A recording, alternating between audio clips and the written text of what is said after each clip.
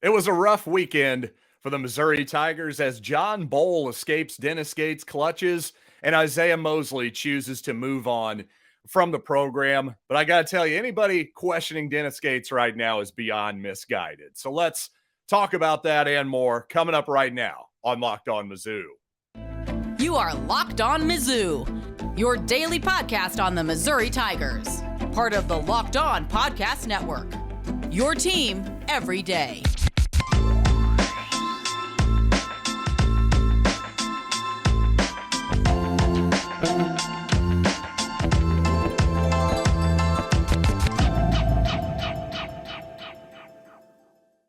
Hey, all you true sons and daughters, I'm John Miller, your Mizzou mafioso and the central scrutinizer of Missouri Tigers football and basketball. And today's episode is brought to you by FanDuel Sportsbook, official sportsbook of Locked On. Make every moment more with FanDuel by visiting FanDuel.com/LockedOn today to get started. And you know what? Today, I do kind of want to start with Isiaih Mosley, but I got to say, it's been a while since I've been on this program, so I feel like I should lead with the John Bowl kerfuffle. Yes, a kerfuffle, a media kerfuffle not involving me. 2 thumbs up, everybody. I didn't do it this time. But seriously, though, Gabe DeArmond over at Power Mizzou got a lot of Missouri fans, including myself, excited on Thursday when he put out on his premium message board that it was looking like Missouri was going to get John Bowl, a top 50 player. I believe I've seen him ranked 34th over at Gabe's, I guess, mothership site, rivals.com, if you will. And I'm pretty much with Gabe on all of his takes today in terms of, hey, apologize for getting this wrong, that type of deal. You know, to Gabe's credit, Friday morning, he was going, I'm not so sure about my information anymore. I'm getting different information. By the time Saturday morning comes around, he's going, yeah, Missouri's not getting John Bowl, guys. Sorry. Sure enough, Bowl commits to Florida later that Saturday afternoon. So it's not as though Gabe was 100% wrong about this the whole way. I think he's being honest with us the whole way, as, by the way, I was being honest with all of you about the stupid Caleb Love thing. But again, I don't want to go down that road again. What I do want to say is I just want to talk about what this means for the Missouri basketball program, because I think what a lot of fans are suffering right now, a lot of Tiger fans, is increased expectations. And of course, when you come in your first season and a lot of people are going, hey, who is this guy from the Horizon League? Cleveland State, what the heck is that? And then he wins 25 games in his first year, has basically universal approval from every person I talk to. And that's difficult to get. In my family in particular, my in-laws, everybody, they all seem to love Dennis Gates. Well, we don't agree on everything on sports.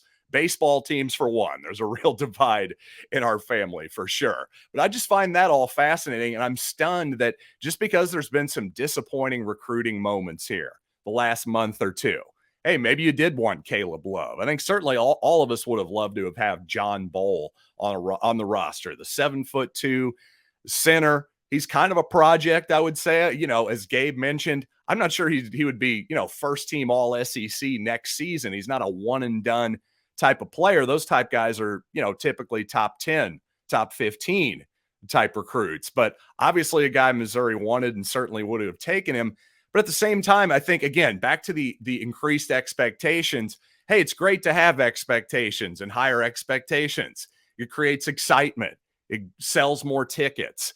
But there is a downside to it as well. Here's something I've been saying a lot lately. There are no solutions in life, really. For the most part, there are only trade-offs. Well, the trade-off of increased expectations is, well, fans get spoiled. And I think Missouri fans are already spoiled somehow 1 year into the Dennis Gates era. At least a few are, because if you're getting that bent out of shape about missing on Matthew Cleveland, the Florida State transfer, the John Bowl, whoever it might be, Caden Shedrick, there's been several different guys here that Missouri's been really close to getting that it just hasn't quite happened. Well, to me, I still think that Dennis Gates, when he came here, I thought a good Missouri coach can live and make the NCAA tournament and occasionally have some really excellent teams if you just live around the top 100 range of recruits. Certainly some of Missouri's best classes ever have had that type of ranking. Think about Lawrence Bowers, Kim English, Marcus Denman, that whole class.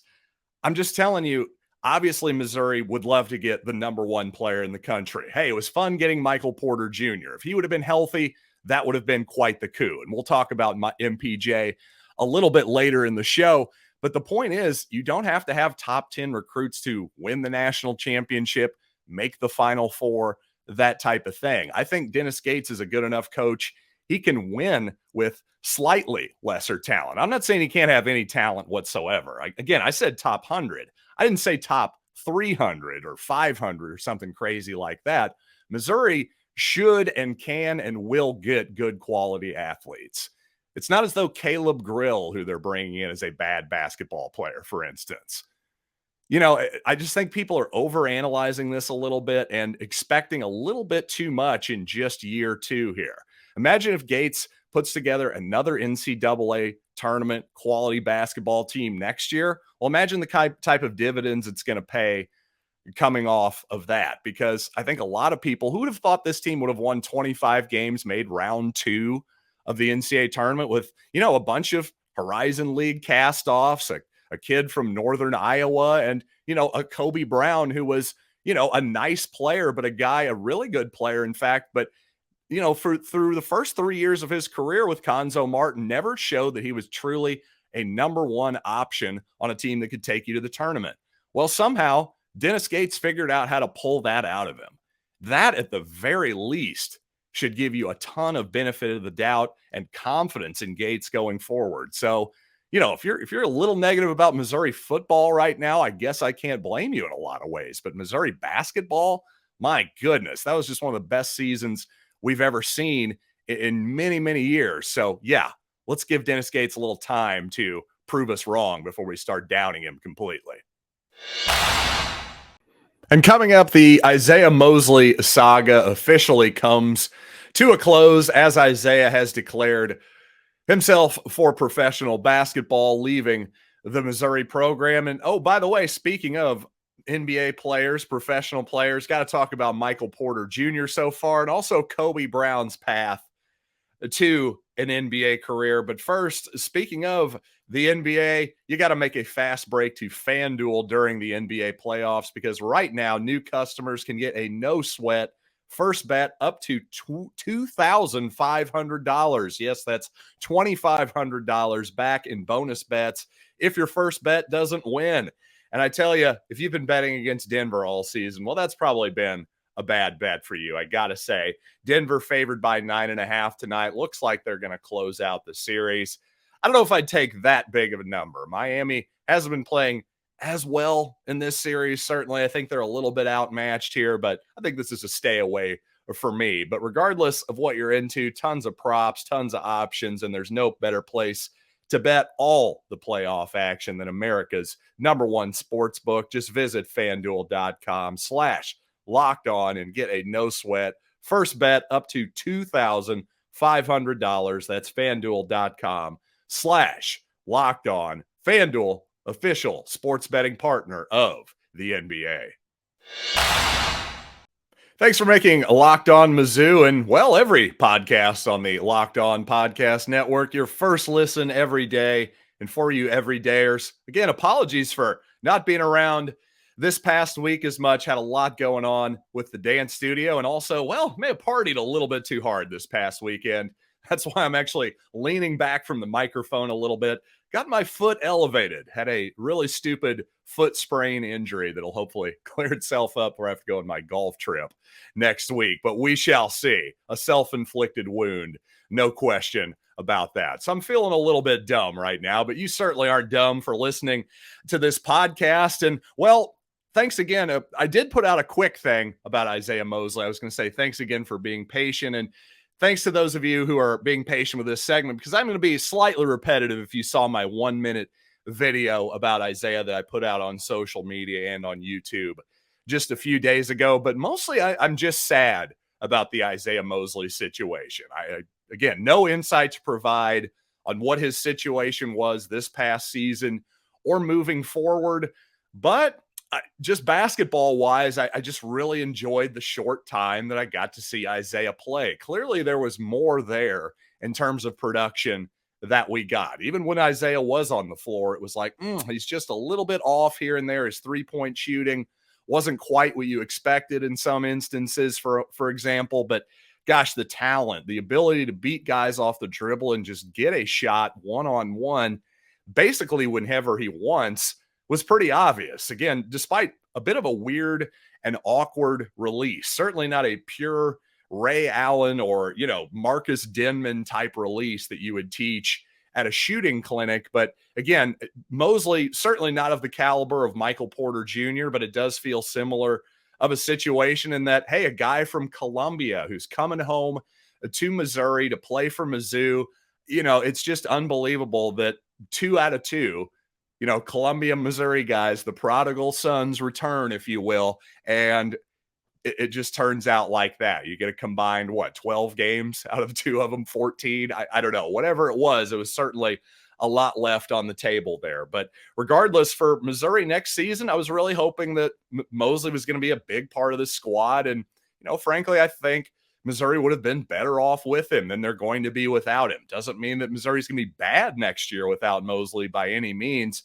But I do think ultimately their ceiling is just a little bit lower without Mosley. Again, I think Dennis Gates has proven already he can put together an offense. I'm not really worrying about Missouri scoring the basketball next year. But again, it's more of a matter of ceiling than anything else. And interestingly enough, actually, Missouri was probably better defensively with Mosley on the floor than they were a lot of other lineup combinations without him. So just a lot of interesting stuff to note there if you're a Missouri fan. But regardless, I just hope everything works out for Isiaih personally on the basketball court, and I'll certainly be rooting for him. And despite this short period, I think he wanted it all to work out. I don't know all the details, but as far as I'm concerned, he'll always be a Missouri Tiger. Now, speaking of sort of, weird or mixed feelings, fortunately, Missouri fans won't have to deal with any of that when it comes to Kobe Brown, who's, of course, going off to the NBA draft. And I don't see how any Missouri fan could be mad at Kobe for not playing a 5th year of college basketball at Missouri, considering how few players have actually played 5 years in the history of college basketball. Until the last couple years, that really wasn't a thing.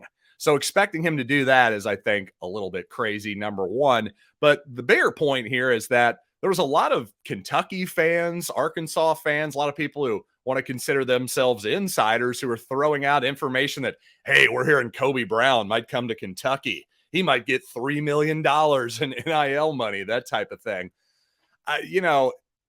I'll give Gabe DeArmond a pass. I'll give myself a pass when we get something wrong occasionally. These people just throw stuff out like that. That stuff is just completely asinine. The odds of Kobe Brown coming back to college basketball, if you've been paying attention the last month or so, were pretty darn low. The NBA guys, I think, like what they see from him for the most part. So this idea that, this NIL money is going to take him away from Missouri, number one, I just thought the idea that he was going to play college basketball anywhere but the Tigers was just based on nothing but pure speculation and perhaps a little elitism on the part of some Kentucky fans there, just thinking, well, they're Missouri, we're Kentucky, we can buy whoever we want. It was never that simple. Number one, I think the idea of him getting $3 million is frankly absurd. I just don't see that whatsoever. But again, if you're Kobe Brown, just think about it. I want a long-term career as a college basketball player here. Excuse me. I want a long-term career as a professional NBA player. I want that NBA money. I want that long-term NBA money like DeMarre Carroll got, like Michael Porter Jr. got. And I really think that DeMarre Carroll, I've said this before on the show, so sorry to you everydayers out there, but I really think DeMarre Carroll is the comp. I think that's the guy that Kobe Brown can aspire to be. Just so happens to be a Missouri Tiger. So, of course, that's an obvious comp for me. I think it's a helpful one for all of you listeners, though, because like Kobe Brown, DeMarre Carroll was not some 7-foot guy who could jump above the rim and, do all this incredible, explosive, athletic stuff. But what he was a savvy college basketball player, a guy who could play ball, multi-talented at 6'8", good size, good rebounder, can put the ball on the floor, shoot it a little bit. And by the way, Kobe Brown showed much more from distance, from the three-point line than DeMarre Carroll ever did in college. And despite that, Carroll became a rather proficient three-point shooter at the NBA level. So to me, Kobe can absolutely be a good shooter at that level. It's all going to come down to him having to work his tail off, because I'm telling you, those of you who think, well, NBA superstars are prima donnas and it's an easy life, blah, blah, blah. Maybe it is for the absolute super duper stars in some way. I get it. But for guys like Kobe Brown, boy, he's going to have to absolutely get everything he can out of that body of his to make it in the NBA and stay there as well. Because while I think he's probably shouldn't have too much trouble offensively, to be honest with you, I'm not worried about him offensively at all. Defensively, I think he's going to have to keep up for sure in terms of lateral quickness, all that stuff. Really, it's a lot of it's going to come down to just getting his body in the absolute best shape he possibly can, maxing out his agility and all that stuff. Because when it comes to everything upstairs in his heart, I think he's a smart guy. I think he plays hard. I think he's just a good, smart basketball player. It's just, the explosive athleticism. He's just going to have to max that out as hard as he possibly can. And I got news for you. If he does that, he's going to be earning every dollar he gets. And I'm certainly going to be rooting for Kobe Brown. No question about that. And of course, tonight, Michael Porter Jr. could become maybe one of the first. I got to go check back. Somebody told me Clay Johnson won a title with the Lakers back in the day. I'm going to have to check on that. But regardless, certainly Michael Porter Jr., the Nuggets take home the title tonight or sometime soon, certainly be the most prominent former Missouri Tiger to ever win an NBA championship. Got to be the first guy from Columbia, Missouri, too, as well, right? But I got to say, Porter, been a bit of a no-show so far in the NBA Finals. So let's talk about him coming up right after this. So certainly, I think it's fair to say that Michael Porter Jr. has become one of the best shooters in the NBA. I mean, certainly at his size, too. It's borderline 6'10", maybe even a little taller. Who can really challenge that shot? If he wants to put it up, there's not much you can do about it. And occasionally, Porter takes some fairly difficult contested shots because of his absolute beautiful stroke, his shooting ability. I don't blame, they aren't necessarily tough shots for him. But like all great shooters, occasionally he's going to go through 2 or 3 games where he's not making shots. And I think that's mostly what you're seeing here in the NBA Finals. Although what I'm disappointed by is not that Michael has missed a few 3-pointers. That's going to happen. When you're taking 25-foot jump shots, they're not all going to go in, as I alluded to before. But I just thought Michael looked like a much better all-around player against the Lakers in the previous series than he has in really his whole career, in my opinion. I just thought the rebounding in particular, occasional, offside help, getting a block shot. I just think that Porter was able to make his presence known in more ways than just scoring the basketball, which is a big advancement for him in his short time here in the NBA. But for whatever reason, that just hasn't really showed out against Miami, against the Heat so far in this NBA Finals series. And I'm not really sure why that is. And I think if I were Michael Malone, the Denver Nuggets coach, I'd be telling Porter Jr., don't worry about your shooting. Just keep taking the same shots you always would. But I would like to see you be more active on the other end of the court. Let's see some more rebounding. Let's see some more energy on the defensive end of the court. I think if you do that, I think it'll all come at that point. But you know what? I was thinking about Michael Porter the other day because I went to, of course, the Missouri-Kansas hurricane relief game, I believe they called it, several years ago, November of 2017, if my memory serves me correctly. Well, it just got me thinking. There were definitely some Kansas fans that were ready to hate Michael Porter Jr.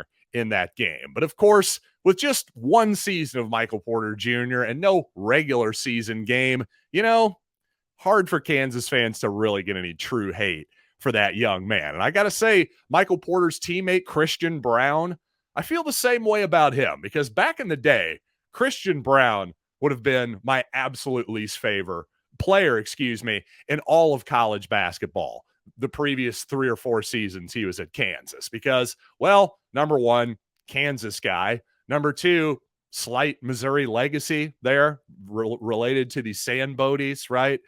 So a lot of reasons to hate Christian Braun in general. But again, we only saw him one time. Missouri played in Kansas last season, got demolished against Christian Braun and the team that went on to win the title that season, unfortunately. But I think one of the less discussed parts of the portal, at least on my end, is that who do I hate anymore? It's one thing I've talked a lot about. Hey, how about continuity for basketball? How about continuity between quarterbacks and wide receivers? Isn't that getting lost a little bit in the portal? And not only that, just your overall love and affection for these guys. Certainly it's a lot different for Kobe Brown, who was here 4 years, than it is for Demoy Hodge, who we love, by the way, but 1 year of Demoy, just not quite the same thing as 4 years of Kobe Brown. But less discussed, though, who do I hate? Back in the day, I hated Paul Pierce for no real good reason other than I was 15 years old and I hated Kansas and he was one of their best players. That was about it. And also, there was a familiarity there, a familiarity that, of course, bred some contempt on my part because, well, Paul Pierce played against Missouri several times, probably 7 or 8 times in his career, despite only playing the 3 years at Kansas. There were some Big 8 tournament games in there, Big 12 tournament, all that good stuff. I mean, back in the day, you could see the annoying Jeff Boschee of Kansas fame as many as 12 times in his career. These days, though, I mean, who is the last opposing player that really, truly drew the ire of Missouri fans? I can really only think of Marshall Henderson, really, the former Ole Miss guard. But gosh, that's been almost 10 years now or something, hasn't it? I mean, Marshall Henderson has not been around forever. These days, the only people who get hate, it's usually Mike Anderson or John Calipari or Eric Musselman, whoever the coach is that annoys us for that moment. Well, those guys get booed. But in terms of recognizable players, well, it'd be nice to have somebody to be the heel. That's all I'm saying. I think it'd be good for college basketball if we could get our Eduardo Najarraz and Jeff Boshees back in the fold. But maybe that's just me. Hey, we'll talk about this topic maybe more in the future for all you everydayers, but certainly thanks for being patient with me this week. I'm on the mend. I promise you the foot's getting better. It's all good. And my little illness from this past weekend, we're all good. Everything's good. So I'm on the mend. And you know what? Thanks as always for listening to Locked on Mizzou.